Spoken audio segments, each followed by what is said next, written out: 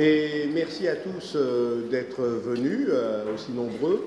Cela montre, je pense, l'importance de la Fondation Maladies Rares dans ce domaine. Je tiens juste, dans une très courte introduction, à rappeler que la Fondation Maladies Rares, en fait, a été créée dans le cadre du plan national Maladies Rares 2 en 2012 et faisant suite à un organisme public ou semi-public qui était le GIS Maladies Rares.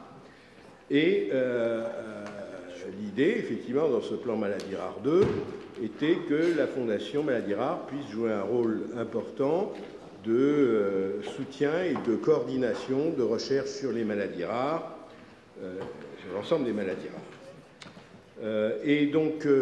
C'est une fondation et les 5 partenaires dans cette fondation sont l'Association française contre les myopathies, l'AFM Téléthon, l'INSERM, l'Alliance Maladies Rares représentant donc l'ensemble des associations impliquées, la conférence des présidents de l'université et la conférence des directeurs de CHU. Donc 2012, au départ avec une mise de fonds effectivement de l'AFM pour créer la fondation. Et puis, nous avons commencé nos activités avec au départ, je dirais, des soutiens publics qui malheureusement ont diminué avec le temps. J'espère que dans le cadre du plan Maladies Rares 3, on pourra revenir un petit peu là-dessus. Vous verrez, de toute façon, la présidente de notre conseil scientifique, Nathalie Cartier, va vous présenter les grandes orientations de la Fondation, mais simplement, elle se retrouve déjà dans le programme lui-même qui suit les grands appels d'offres ou les aspects hors appel d'offres, tels que le soutien à des projets translationnels,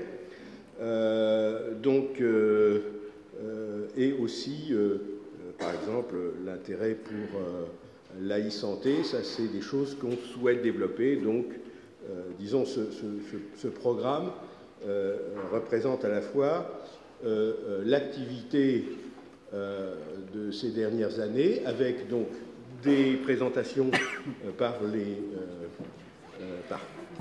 certains des chercheurs qui ont été subventionnés. Évidemment, si on avait dû les faire parler tous, et puis c'est complémenté par des posters, il aurait fallu plusieurs journées. Donc, ça a été une sélection, mais complétée par les posters. Et donc, je pense que ça sera une session, une journée très stimulante. Et puis, je terminerai par dire qu'évidemment, pour organiser ça, il y a eu beaucoup de travail par les personnes de la Fondation, et je voudrais surtout citer Célia Mercier, Anne-Sophie Blanchet, Ingrid Svanopol et Diana Désir-Parseil, qui ont été particulièrement à la tâche et qui ont fait que cette journée peut se passer sous les meilleurs auspices. Donc je vous remercie encore de votre présence et je donne la parole à Madame la professeure.